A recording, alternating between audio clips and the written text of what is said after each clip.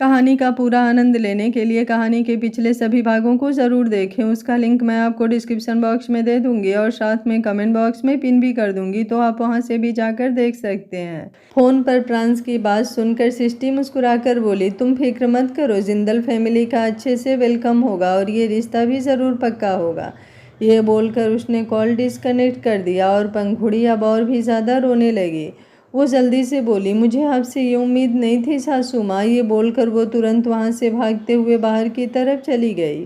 सृष्टि हैरानी से बोली, अब इसको क्या हुआ? शादी की बात सुनकर ये क्यों इतना परेशान हो रही है? परीक्षा की शादी की वजह से ये क्यों इतना डिस्टर्ब हो रही है? मुझे बात करनी होगी इससे, कहीं कोई प्रॉब्लम ना हो। ये बोलकर वो जल्दी से बाहर की तरफ आई। वो सीढ़ियाँ चढ़ते हुए पंखुड़ी के रूम में गई, लेकिन जैसे ही उसने दरवाज़ा खोला और रूम में देखा तो पंखुड़ी वहाँ पर नहीं थी। सृष्टि खुद हैरान हुई। वो अब नीचे आई तो एक सर्वेंट ने उसे बताया कि पंखुड़ी तो रोते हुए बाहर की तरफ चली गई और एक गाड़ी में बैठकर राणा मेंशन से निकल भी गई। सृष्टि का दिल धक सा रह गया, कहीं पंखुड़ी राणा मेंशन छोड़कर तो नहीं चली गई। ये सोचते ही उसका दिमाग एकदम से घूम गया था। उसने जल्दी से अपने फ़ोन से पंखुड़ी को कॉल किया। वहीं पंखुड़ी जो गाड़ी में बैठी थी, जैसे ही उसके फ़ोन पर सृष्टि का कॉल आया उसने तुरंत उस कॉल को पूरी तरह से नज़रअंदाज किया और बोली, नहीं उठाऊंगी मैं आपकी कॉल सासू माँ। अब मैं आपसे कोई जवाब नहीं मांगूंगी, मैं जवाब उनसे मांगूंगी। ये ऐसा कैसे कर सकते हैं मेरे साथ? उनकी हिम्मत भी कैसे हुई किसी और से शादी करने की? ये बोलते हुए उसने सृष्टि का कॉल डिस्कनेक्ट कर अपना फ़ोन स्विच ऑफ भी कर दिया। सृष्टि ने अब दोबारा पंखुड़ी को कॉल किया, लेकिन पंखुड़ी का नंबर स्विच ऑफ आ रहा था। सृष्टि को समझ नहीं आ रहा था कि वो प्रांस को कॉल करे या ना करे। कहीं इस बात पर वो पंखुड़ी से और नाराज़ ना हो जाए। और पंखुड़ी तो पता नहीं राणा मेंशन छोड़कर जाए ना जाए, लेकिन कहीं प्रांस ही उसे राणा मेंशन से बाहर ना निकाल दे। उसने अब प्रलय को कॉल करने का सोचा, लेकिन प्रलय सिर्फ मज़े लेगा, इसके अलावा और कुछ नहीं। ये सोचकर उसने प्रलय को भी कॉल नहीं किया और पंखुड़ी को लगातार कॉल करती रही। वहीं दूसरी तरफ तकरीबन 10 मिनट में ही पंखुड़ी की गाड़ी राणा इंडस्ट्रीज पहुंच चुकी थी।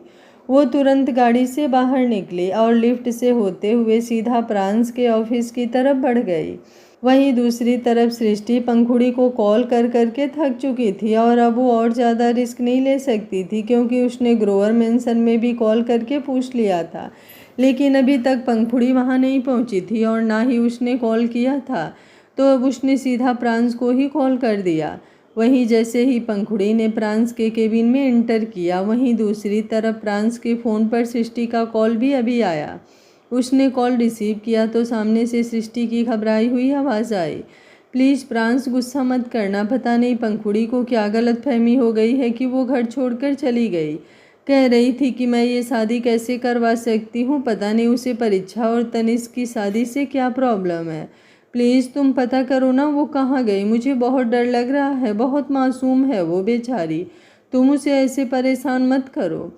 उसकी बात सुनते हुए प्रांस की नज़रें पंखुड़ी पर थी, जो केबिन के दरवाजे पर खड़ी गुस्से से उसे घूर रही थी। उसकी आंखों में लबालब आंसू थे। उसे नहीं पता था कि पंखुड़ी यूं ही सारे रास्ते रोती आई है या अभी उसने रोना शुरू किया, लेकिन उसे यूं रोते हुए देखकर प्रांस के चेहरे पर अजीब से एक्सप्रेशंस थे।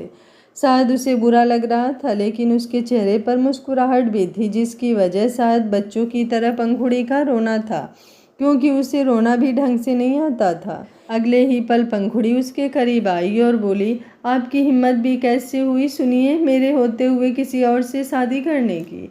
ये बोलते हुए वो बिल्कुल प्रांस के करीब आकर खड़ी हो गई और जैसे ही सृष्टि ने फ़ोन पर पंखुड़ी की आवाज़ सुनी, उसने राहत की एक सांस ली।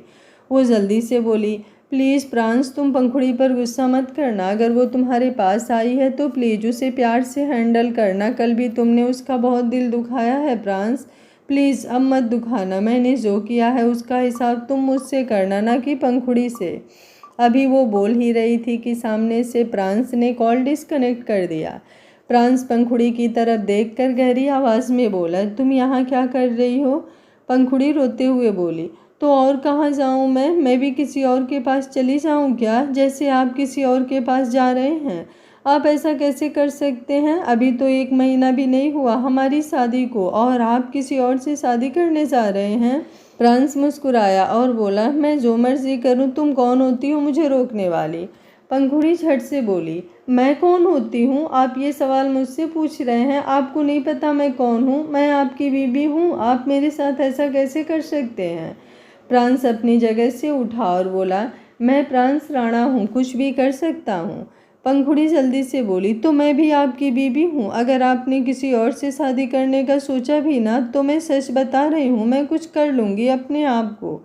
ये बोलते हुए वो सुबक रही थी और शिकायती नज़रों से प्रांस को देख रही थी।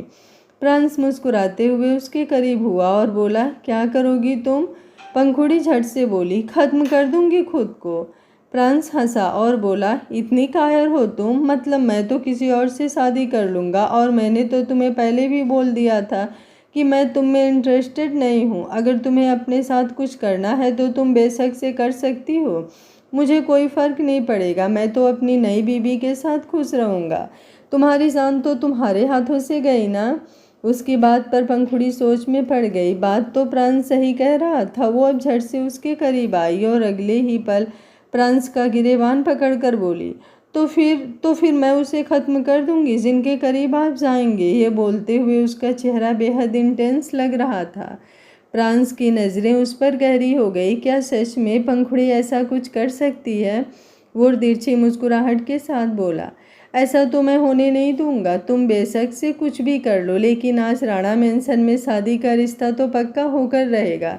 मैं भी देखता हूँ तुम क्या कर सकती हो और क्या नहीं। उसकी बात पर पंखुड़ी बस उसकी तरफ देखती रह गई। अगले ही पल प्रांस ने अब अपने सीने की तरफ नज़र घुमाई, जहाँ पंखुड़ी के नाखून उसके सीने पर लग रहे थे और अपनी मुट्ठी में प्रांस की शर्ट को उसने कस रखा था। वो गहरी और सख्त आवाज़ में बोला, छोड़ो मुझे बिल्कुल पसंद नहीं कोई मुझे हाथ लगाए। पंखुड़ी झट से बोली, मैं कोई नहीं हूँ, मैं आपकी बीबी हूँ। कहती नहीं हूँ कुछ, लेकिन आपकी बातों से दिल दुखता है मेरा। अगर कोई और होता ना तो शायद आपकी बातें सुनकर सच में आपको छोड़कर चला जाता। मैं नहीं जा रही हूँ क्योंकि प्यार करती हूँ मैं आपसे। उसकी बात पर प्रांस के चेहरे पर अब हल्की सी मुस्कुराहट तैर गई, लेकिन अगले ही पल वो एटीट्यूड से बोला, तो मैं क्या करूँ? मुझे नहीं पसंद मुझे कोई हाथ लगाए तो हाथ हटाओ अपना। उसकी बात पर पंखुड़ी ने उसे घूर कर देखा। प्रांस एक बार फिर से बोला, तुम अपना हाथ हटा रही हो या नहीं? मैंने कहा ना, मुझे किसी और का छूना नहीं पसंद।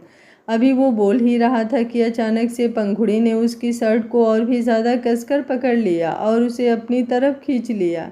पंखुड़ी की आंखों में इस वक्त प्रांस के लिए बेहिसाब प्यार नजर आ रहा था। किसी और के साथ उसकी शादी की बात सुनकर ही वो खुद पर कंट्रोल खो चुकी थी और अब अगले ही पल उसने अपने हाथ धीरे धीरे प्रांस की गर्दन से होते हुए उसके चेहरे पर रखे और हल्का सा अपने पैरों पर ऊपर की तरफ उठाकर उसने उसके होठों को चूम लिया। प्रांस की आंखें बड़ी हो गई। पंखुड़ी से इस तरह की हरकत की उम्मीद उसे बिल्कुल भी नहीं थी। वहीं पंखुड़ी का भी दिल जोरों से धक धक करने लगा। उसे खुद समझ नहीं आया कि अभी अभी उसने क्या कर दिया, लेकिन अब उसके होश उड़ गए थे। उसे प्रांस से हद दर्जे का डर लग रहा था। वो जल्दी से पीछे की तरफ हटी और प्रांस उसे गुस्से से देखने लगा। पंखुड़ी तुरंत बोली, मुझे नहीं पता मैंने अभी अभी क्या किया, लेकिन बस हो गया। आप भी तो ऐसा कर देते हैं ना और फिर अगले दिन भूल जाते हैं, तो ये भी भूल जाइएगा। पर ये मत भूलिएगा कि मैं आपकी शादी किसी और से होने दूंगी, बिल्कुल भी नहीं होने दूंगी। मंडप में पटक पटक कर मारूंगी उसे, जिससे आप फेरे लेंगे। और हाँ, अगर आज सच में वो राणा मेंशन आई ना तो देख लेना आप कैसे मजा चखाऊंगी मैं उसे। ये बोलकर पंखुड़ी तुरंत वहां से भाग गई और प्रांस बस उसकी बात सुनकर उसे जाते हुए देखता रह गया। पर अब उसके चेहरे पर और भी ज़्यादा डेविल स्माइल आ गई थी। वो सोच ही रहा था कि वो कल रात का बदला कैसे ले, और उसे तो कुछ करना ही नहीं पड़ा। यहाँ तो बैठे बिठाए वो सब हो गया जो वो करना चाहता था। सृष्टि हाल में इधर उधर टहल रही थी कि तभी दरवाजे पर कदमों की आहट हुई तो उसने तुरंत दरवाजे की तरफ देखा। उसकी नज़र जब सामने से आती हुई पंखुड़ी पर गई तो उसे सुकून मिला। वो कब से पंखुड़ी के लिए परेशान हो रही थी। वो जल्दी से पंखुड़ी के सामने आई और बोली, कहाँ गई थी तुम? ऐसे कोई करता है क्या? बताओ मुझे क्या प्रॉब्लम है तुम्हें इस शादी से और क्यों रो रही हो? किसी ने तुमसे कुछ कहा क्या? उसकी बात पर पंखुड़ी को एक बार फिर से रोना आ गया, लेकिन अब उसने अपना रोना कंट्रोल किया और बोली, अगर आपको लगता है सासू माँ कि मैं ऐसा होने दूंगी तो भूल जाइए, मैं ये शादी बिल्कुल नहीं होने दूंगी। मैं भी देखती हूँ ये शादी आप कैसे करवाती हैं। अगर आप मेरी सासू माँ हैं तो मैं भी आपकी बहू हूँ, ऐसे हार नहीं मानूंगी मैं। ये बोलकर वो जल्दी से अपने कमरे में चली गई और सृष्टि ने अपने माथे पर अपना हाथ रख लिया। उसने बड़े से बड़े पागल फेस किए थे, लेकिन ये पंखुड़ी का सीन कुछ अलग ही था। वो खुद से ही बोली, आखिर इसकी प्रॉब्लम क्या है? परीक्षा की शादी से भले इससे दिक्कत क्यों हो रही है? इसके दिमाग में चल क्या रहा है? मुझे पता लगाना होगा, कहीं पता चले ये लड़की बेवजह किसी चीज़ को लेकर परेशान हो रही है। वैसे भी बेचारी को प्रांश परेशान करता रहता है। ये बोलकर वो उसके पीछे जाने ही लगी थी कि तभी उसके फ़ोन पर प्रलय का फ़ोन आया, जिसने बताया कि जिंदल फैमिली सिर्फ 10 मिनट में राणा मेंशन पहुंच रही है। सृष्टि की आंखें बड़ी हो गई। 10 मिनट में अब उसे जल्दी से सारी तैयारी करनी थी। वो तुरंत बोली, ठीक है मैं देखती हूँ।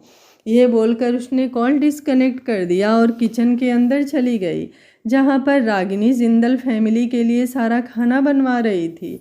उसने रागिनी को बताया कि जिंदल फैमिली 10 मिनट में ही आने वाली है और खुद वो बाहर हॉल में आ गई, जहाँ पर सब बैठने वाले थे। कुसुम जी अपने रूम में थी और परीक्षा अपने रूम में। आश्रय प्रलय के साथ था, क्योंकि वो अलग से अपना बिजनेस सेट करना चाहता था, जिसके लिए प्रलय सब चीज़ें देख रहा था। तकरीबन 10 मिनट बाद राणा मेंशन में जिंदल फैमिली की 2 गाड़ियां आकर पार्क हुई और एक गाड़ी में से रीवा अपनी मॉम मिसेस जिंदल के साथ बाहर आई और दूसरी गाड़ी में से तनिष्क अपनी छोटी बहन पंक्ति जिंदल के साथ। पंक्ति तनिष्क की तरफ देखकर मुस्कुराते हुए बोली, राणा मेंशन है तो बहुत खूबसूरत भाई, क्या परीक्षा भी इतनी ही खूबसूरत है? तनिष्क हल्का सा मुस्कुराया और बोला, वो तो इससे भी ज़्यादा खूबसूरत है, लेकिन उसे देखने के लिए तुम्हें अंदर चलना पड़ेगा। ये बोलते हुए उसने पंक्ति के गाल पर अपना हाथ रखा। पंक्ति जो बेहद मासूम थी और तनिष्क की रियल सिस्टर थी, जबकि रीवा उसकी सौतेली बहन, क्योंकि तनिष्क जिंदल के दादा मिस्टर जिंदल ने 2 शादियां की थी, जिनमें से एक पत्नी और वो खुद एक्सपायर हो चुके थे और दूसरी पत्नी मिसेस जिंदल अपनी बेटी रीवा के साथ जिंदल मेंशन में ही रहती थी। रीवा तनिष्क और पंक्ति की सौतेली बहन थी। बिजनेस रीवा और तनिष्क दोनों मिलकर संभालते थे, जबकि पंक्ति को इन सब चीज़ों में कोई इंटरेस्ट नहीं था। वो तो बस एक बहुत बड़ी पेंटर बनना चाहती थी और अभी उसकी उम्र भी कुछ ज़्यादा नहीं थी, मुश्किल से 18 साल। तनिष्क अपनी फैमिली के साथ अंदर की तरफ आया। रीवा चेहरे पर गहरी मुस्कुराहट लिए इधर उधर अपनी नज़रें घुमा रही थी। राणा मेंशन के गार्डन एरिया में हो चुकी पार्टी में तो वो बहुत बार शामिल हुई थी, लेकिन राणा मेंशन के अंदर नहीं आई थी। आज पहली बार था जब वो राणा मेंशन के अंदर आई थी और उसकी नज़रें हर एक जगह पर घूम रही थी। जैसे ही वो लोग अंदर आए, सृष्टि और रागिनी ने उनका वेलकम किया और मुस्कुराते हुए उन्हें सोफे पर बिठाया। रीवा तनिष्क के साथ सोफे पर बैठी और मिसेस जिंदल और पंक्ति एक तरफ। सृष्टि ने रागिनी को इशारा किया तो रागिनी तुरंत परीक्षा के कमरे में चली गई। वहीं प्रलय और प्रांश भी राणा मेंशन पहुंचने के लिए अपनी अपनी जगह से निकल चुके थे। जहां एक तरफ जिंदल फैमिली राणा मेंशन आ चुकी थी तो वहीं दूसरी तरफ पंखुड़ी अपने कमरे में थी। तभी वो कमरे से बाहर निकली और रेलिंग के पास आई। उसने जब सबको हॉल में बैठे देखा तो उसके चेहरे पर गुस्सा झलकने लगा था। वो तुरंत बोली, मैं ये शादी बिल्कुल नहीं होने दूंगी, मैं भी देखती हूँ आज ये रिश्ता कैसे होता है। ये बोलकर वो तुरंत सीढ़ियाँ उतरकर नीचे की तरफ आई और आकर जिंदल फैमिली के सामने खड़ी हो गई। तभी रागिनी परीक्षा को लेकर वहां पर आई, लेकिन अभी वो कुछ ही दूरी पर खड़ी थी कि पंखुड़ी ने रीवा की तरफ देखते हुए बोलना शुरू किया, देखिए ये शादी नहीं हो सकती, आप लोग अभी इसी वक्त यहाँ से चले जाइए, क्योंकि मैं अपने पति की दूसरी शादी बिल्कुल भी नहीं होने दूंगी। और अगर अभी आप यहाँ से नहीं गए ना तो मैं बता रही हूँ, मैं आप सब लोगों को छोड़ूंगी नहीं। मुझे तो समझ में नहीं आता कि आप लोग यहाँ पर रिश्ता लेकर आ कैसे गए, ये जानते हुए भी कि उनकी शादी पहले हो चुकी है। आप ऐसा कैसे कर सकते हैं? मैं उनकी पहली पत्नी अभी जिंदा हूँ, लेकिन अगर आपने फिर भी इनके साथ शादी करने का सोचा भी ना, तो मैं बता रही हूँ, मैं उस हवन कुंड में जलकर अपनी जान दे दूंगी और साथ में आपको भी जला दूंगी। उसकी बात पर रीवा हैरान हुई। वहीं सृष्टि जो वहीं पर खड़ी थी वो हैरान रह गई। अब उसे समझ में आया कि पंखुड़ी इतने वक्त से परेशान क्यों हो रही थी। वहीं दरवाजे पर खड़े प्रांस ने जब पंखुड़ी की बातें सुनी तो उसके चेहरे पर गहरी मुस्कुराहट आ गई। प्रलय ने प्रांस की तरफ देखा तो प्रांस अपने कंधे उछाल कर बोला, मुझे नहीं पता कुछ भी। आप लोगों ने कल मेरी ड्रिंक में कुछ मिलाया था, लेकिन मुझे लगता है उसका नशा आपकी इस बहू को हो गया है। ये बोलते हुए उसने पंखुड़ी की तरफ इशारा किया। रीवा अपनी जगह से उठी और पंखुड़ी की तरफ देखते हुए बोली, क्या क्या कहा तुमने? तुम ये शादी नहीं होने दोगी? पंखुड़ी गुस्से से बोली, ओह तो वो तुम हो जो मेरे पति से शादी करना चाहती हो? देखो, मेरे पति से दूर रहो, मुझे बिल्कुल पसंद नहीं कोई मेरे पति की तरफ नज़र उठाकर भी देखे। वो सिर्फ मेरे हैं, मैं उनसे बहुत प्यार करती हूँ। अगर फिर भी तुम अपनी हरकतों से बाज नहीं आई ना, तो मैं पुलिस स्टेशन चली जाऊंगी और देखना फिर क्या हालत होगी तुम्हारी। ये बोलते हुए अब वो और भी ज़्यादा गुस्सा हो रही थी। वहीं सृष्टि ने जल्दी से आकर उसका हाथ पकड़ा और बोली, ये तुम क्या बोले जा रही हो पंखुड़ी? पंखुड़ी ने अपना हाथ झटकाया और बोली, मैं ठीक बोल रही हूँ सासू माँ, इससे तो मैं क्या ही शिकायत करूँ। आप जो मुझे इतने प्यार से इस घर में लेकर आई थी, तब तो आप कह रही थी कि मैं आपकी बहू नहीं बेटी हूँ, और अब आप मेरे होते हुए अपने बेटे की दूसरी शादी। उसकी बात पूरी होती उससे पहले ही सृष्टि बोली, यहाँ पर प्रांस की शादी की बात नहीं हो रही है पंखुड़ी बेटा, यहाँ पर इच्छा की शादी की बात हो रही है। तुम्हें कोई गलतफहमी हुई है। सृष्टि की बात सुनकर पंखुड़ी की आंखें बड़ी हो गई। उसने तुरंत परीक्षा की तरफ देखा जो सामने तैयार होकर खड़ी थी और उसने अपना चेहरा झुकाया हुआ था। रीवा गुस्से से पंखुड़ी को देख रही थी। उसने एक नज़र अब प्रांस की तरफ देखा। प्रांस उसकी पसंद तो हमेशा से था। उसने कई बार प्रांस से अपने बिजनेस रिलेशन को पर्सनल करने की कोशिश भी की थी, लेकिन प्रांस से उसे खास रिस्पॉन्स नहीं मिला। रीवा पंखुड़ी की तरफ देखते हुए व्यंग से बोली, मानना पड़ेगा वैसे आपको मिस्टर प्रांस राणा, आपकी बीबी का दिमाग कुछ ज़्यादा ही चलता है। मुझे नहीं पता था बिजनेस के बादशाह प्रांस राणा की बीवी का दिमाग एक बच्चे जैसा होगा, जिसे ये भी नहीं पता होगा कि उसके घर में किसकी शादी की बात हो रही है और किसकी शादी की नहीं। ये बोलते हुए उसके चेहरे पर सार्कास्टिक एक्सप्रेशन थे। प्रांस की गुस्से से मुट्ठियां कस गई। सृष्टि रीवा की तरफ देखते हुए बोली, ऐसा नहीं है, पंखुड़ी का दिमाग कोई बच्चे की तरह नहीं है, और अगर है भी तो कोई प्रॉब्लम नहीं है, बच्चे मासूम होते हैं और मेरी पंखुड़ी तो हद से ज़्यादा मासूम है। ये बोलते हुए उसने पंखुड़ी के गाल पर अपना हाथ रख दिया। रीवा को ऐसे लगा जैसे किसी ने उसके गाल पर तमाचा जड़ दिया हो। पंखुड़ी की आंखों में नमी तैर गई। वो रोते हुए बोली, मैंने सब खराब कर दिया ना सासू माँ? सृष्टि मुस्कुराई और बोली, बिल्कुल भी नहीं, जहाँ पर मेरी पंखुड़ी हो वहाँ पर कुछ खराब नहीं हो सकता। तुम जाओ और जाकर फ्रेश होकर आओ, यहाँ पर सब ठीक है। पंखुड़ी ने अपना सिर हाँ में हिलाया। रीवा तुरंत बोली, लगता है आप लोग बच्चों से काफ़ी प्यार करते हैं, तभी आपने मिसेस पंखुड़ी राणा को कुछ ज़्यादा ही सर पर चढ़ा कर रखा है। उसकी बात पर प्रांस तुरंत बोला, बेहतर होगा यहाँ पर आप जिस चीज़ के लिए आई हैं मिस रीवा जिंदल, आप उसी के बारे में बात करें। मेरी बीबी का टॉपिक अगर आप यहीं पर क्लोज कर दें तो ज़्यादा बेटर होगा। ये बोलते हुए उसका चेहरा एकदम सख्त था और आवाज़ भी। रीवा ने अब तिरछी सी नज़रों से पंखुड़ी को देखा और पंखुड़ी ने रीवा की तरफ देखकर धीमे से कहा, आई एम सॉरी, मेरी वजह से आपको प्रॉब्लम हुई तो? ये बोलकर वो हल्का सा मुस्कुराकर वहाँ से सीधा अपने रूम में चली गई और रीवा बस उसकी तरफ देखती रह गई। तनिष्क अपनी जगह से खड़े होकर रीवा के पास आया और हल्का सा मुस्कुरा कर बोला, वैसे सही कहा आपने आंटी जी की पंखुड़ी भाभी सच में बहुत मासूम है। उनकी मासूमियत उनके चेहरे पर ही झलक रही थी। उसकी बात सुनते हुए प्रांस, जो पहले ही गुस्से में उबल रहा था, अब उसकी मुट्ठियाँ और भी ज़्यादा कस चुकी थी। रीवा एक गहरी सांस लेकर बोली, व्हाटएवर, मुझे लगता है हमें अब बैठकर तनिष्क और परीक्षा के रिश्ते की बात कर लेनी चाहिए। सृष्टि हल्का सा मुस्कुराई और रागिनी परीक्षा को लेकर आगे की तरफ आई।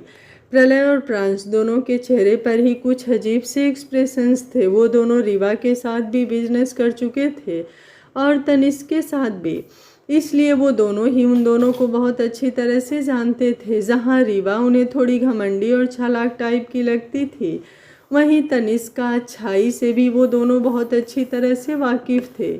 इसलिए उन्होंने परीक्षा के लिए तनिष्क की रजामंदी दी थी, वरना अगर सिर्फ रीवा को देखा जाता तो वो कभी भी परीक्षा की शादी जिंदल फैमिली में नहीं करते। परीक्षा को देखते हुए तनिष्क के चेहरे पर हल्की सी मुस्कुराहट आ गई। वहीं पक्ति मुस्कुराते हुए बोली, आपने सही कहा था भाई, भाभी तो सच में बहुत ज़्यादा खूबसूरत हैं, किसी की नज़र ना लगे उन्हें। ये कहकर उसने अपनी उंगली से थोड़ा सा काजल लिया और आकर परीक्षा के कान के पीछे लगा दिया। रीवा ने मुंह बनाया। वहीं प्रांश की नज़रें अब ऊपर अपने रूम की तरफ थी। वो बिना किसी एक्सप्रेशंस के बोला, आप लोग कंटिन्यू कीजिए, मैं अभी आता हूँ। ये बोलकर वो तुरंत अपने रूम की तरफ बढ़ गया। वहीं पंखुड़ी बेड पर बैठी खुद से ही बातें किए जा रही थी। वो अपना माथा पीटते हुए बोली, कितनी बेवकूफ़ हूँ मैं जो सबके सामने जाकर ऐसे बोलने लगी। मैं ऐसी तो कभी भी नहीं थी। मैं तो किसी के सामने अपनी ज़ुबान भी नहीं खोलती थी, लेकिन पता नहीं आज सुबह से मेरे साथ क्या हो रहा है। पहले मैंने इन्हें कितना कुछ सुना दिया और अब जाकर मैंने सबके सामने इतनी बकवास की। पता नहीं सब लोग क्या सोच रहे होंगे। मेरी वजह से परीक्षा का रिश्ता कैंसिल ना हो जाए। भगवान ऐसा कुछ मत करना, वरना उसका तो दिल टूट जाएगा। ये बोलते हुए उसके चेहरे पर परेशानी छलक रही थी। तभी उसकी आंखें बड़ी हो गई जब उसे ये रियलाइज़ हुआ कि वो ऑफिस में प्रांश से ये बात साफ साफ कह के आई थी। मतलब प्रांश को पता था कि उसके दिमाग में गलतफहमी है, लेकिन उसने उसकी गलतफहमी दूर नहीं की। अभी वो गुस्से में उबल ही रही थी कि तभी रूम का दरवाज़ा खुला और प्रांश अंदर की तरफ आया। प्रांश भी अपनी गहरी नज़रों से पंखुड़ी को देख रहा था। पंखुड़ी तुरंत अपनी जगह से उठी और प्रांश के सामने आकर बोली, आपने ऐसा क्यों किया? प्रांश बिना किसी एक्सप्रेशंस के बोला, मैंने क्या किया? पंखुड़ी झट से बोली, आप जानते थे ना कि मुझे गलत फहमी हुई है, तो फिर आपने मेरी गलत फहमी दूर। उसकी बात पूरी होती उससे पहले ही प्रांश एटीट्यूड से बोला, मैंने तुम्हारी गलत फहमी दूर करने का ठेका लिया है क्या? तुम तो ना जाने किस किस चीज़ के बारे में क्या क्या सोचती रहोगी, तो मैं क्या तुम्हें क्लेरिफिकेशन देता रहूँगा? उसकी बात पर पंखुड़ी झट से बोली, लेकिन अगर मेरी वजह से आज परीक्षा का रिश्ता। उसकी बात पूरी होती उससे पहले ही प्रांश बोला, तुम्हारी वजह से कभी कुछ नहीं हो सकता, इतनी भी इम्पोर्टेंट मत दो खुद को। ये बोलकर वो सामने वॉशरूम की तरफ जाने लगा, लेकिन तभी पंखुड़ी उसके सामने आई और बोली, सही बात है, गलती तो मेरी है जो मैं खुद को इतनी इम्पोर्टेंट देती हूँ। सिर्फ खुद को ही नहीं, दूसरों को भी बहुत इम्पोर्टेंस देती हूँ ना मैं, इसलिए तकलीफ़ भी होती है। प्रांश तुरंत बोला, अपनी तकलीफ़ की जिम्मेदार तुम खुद हो, मत दिया करो तुम खुद को इतनी तकलीफ़ और दूसरों को इतनी इम्पोर्टेंस। ये बोलते हुए उसकी आवाज़ बेहद इंटेंस थी। वो अब एक बार फिर से वॉशरूम की तरफ बढ़ गया तो जाते जाते इसका कंधा पंखुड़ी से लगा। पंखुड़ी के पैर लड़खड़ाए और वो गिरने लगी। प्रांश ने जल्दी से उसे संभालने के लिए उसकी कमर पर अपना हाथ रखना चाहा, लेकिन पंखुड़ी ने अपना हाथ दिखाकर उसे रोक दिया और बोली, दूसरों को इम्पोर्टेंस देना और दूसरों पर डिपेंड होना मैं अब दोनों ही धीरे धीरे छोड़ दूंगी, आप फिक्र मत कीजिए। ये बोलकर वो पीछे की तरफ हट गई और प्रांश अपनी गहरी नज़रों से उसे देखने लगा। पंखुड़ी को अपनी आज की इस हरकत पर बहुत शर्म आ रही थी, इसलिए उसका मूड भी अब ज़्यादा ऑफ था। वो तुरंत आईने के सामने आई और अपना हुलिया ठीक करके बाहर की तरफ चली गई, जबकि प्रांश अभी भी अपनी जगह पर खड़ा था। एक कदम भी उसने इधर से उधर नहीं किया था और उसे ये बात भी गुस्सा दिला रही थी कि वो अभी रूम में ही है और पंखुड़ी रूम से बाहर चली गई। पंखुड़ी किचन में थी, रागिनी भी अब तक किचन में थी और खुद से ही सब कुछ संभाल रही थी। सभी सर्वेंट को तो एक तरफ कर दिया गया था, बस उन्हें सर्विंग के लिए रखा गया था, जबकि किचन में सब कुछ रागिनी ही संभाल रही थी, क्योंकि ना ही सृष्टि और ना ही रागिनी चाहती थी कि मेहमानों के सामने कुछ भी इधर उधर हो, इसलिए वो पर्सनली सब कुछ देख रही थी। अब पंखुड़ी भी किचन में थी। रागिनी उसे जिम्मेदारी देकर गई थी कि उसे एक ट्रे में जूस और एक ट्रे में समोसा और केचप सर्व करवाना है। पंखुड़ी को सिर्फ ट्रे रेडी करनी थी और सर्वेंट वो ट्रे बाहर लेकर जाने वाली थी।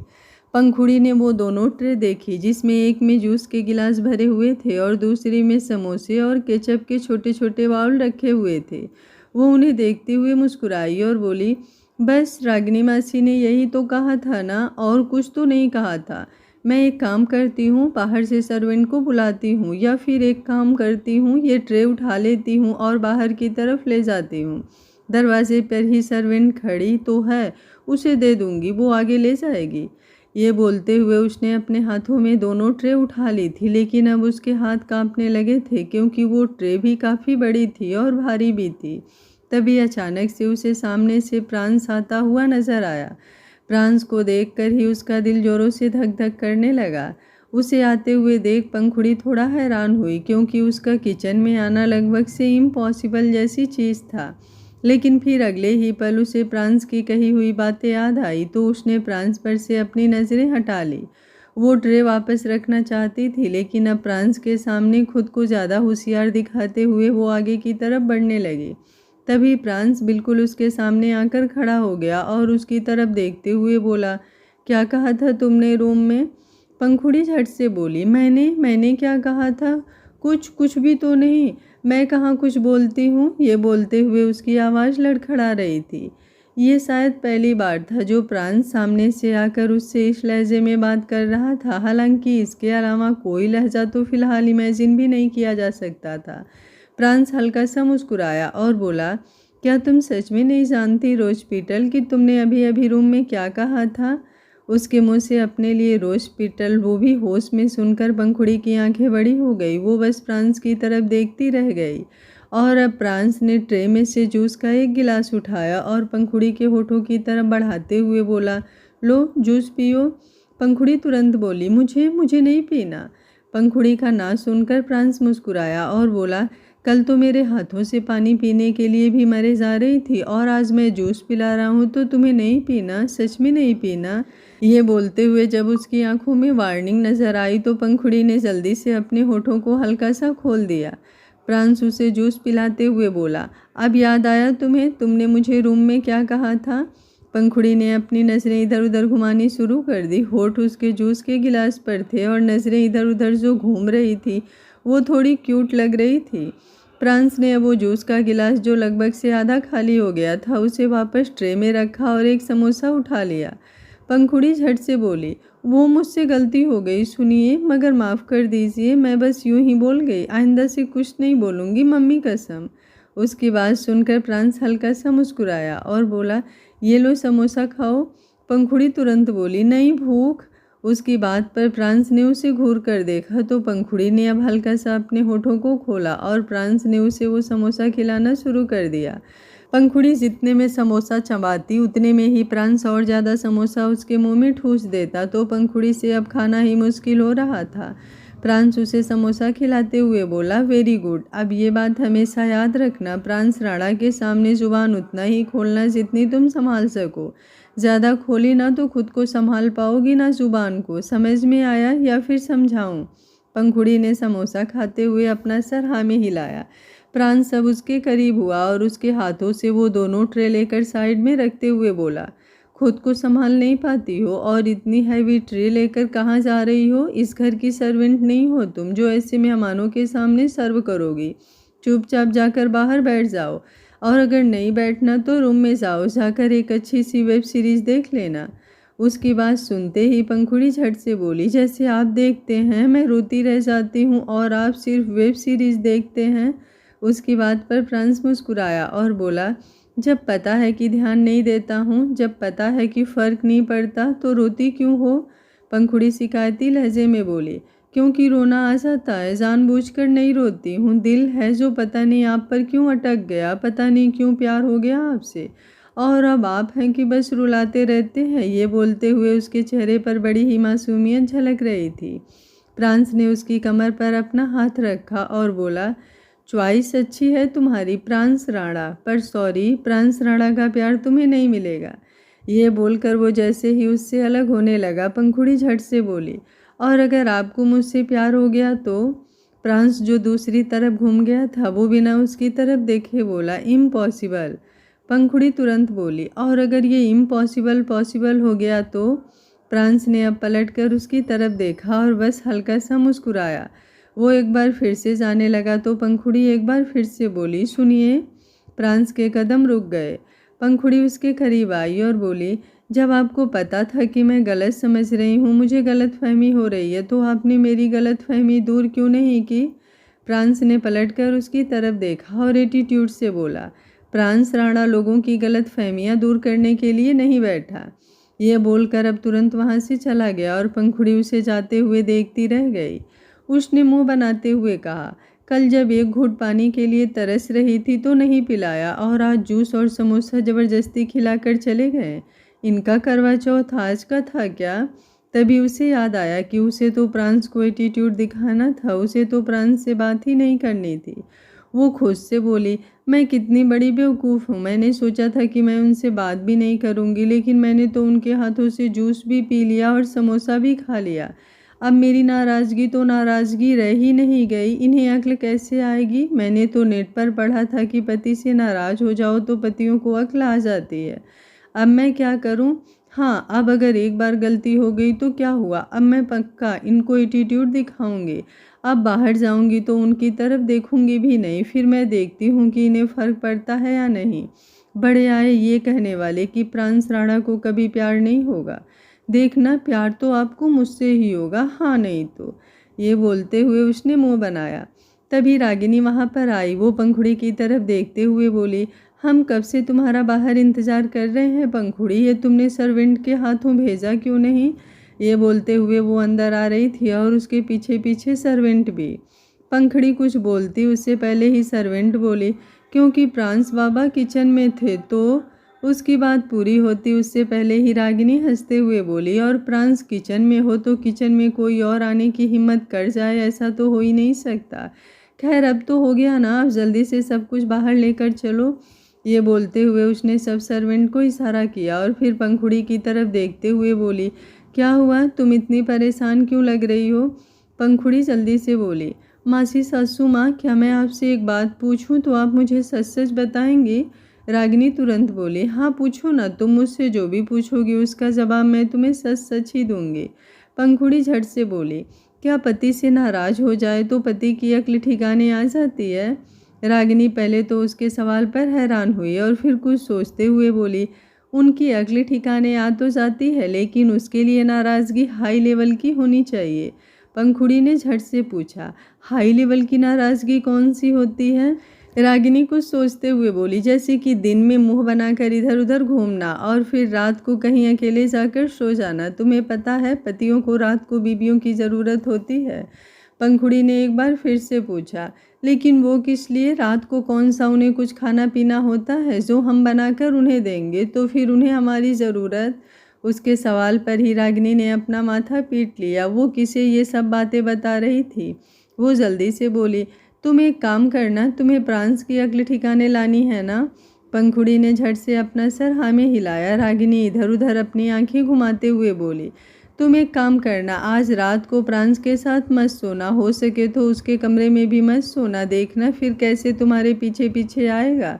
अगर लट्टू बनकर तुम्हारे आगे पीछे ना घूमा तो मुझे कह देना।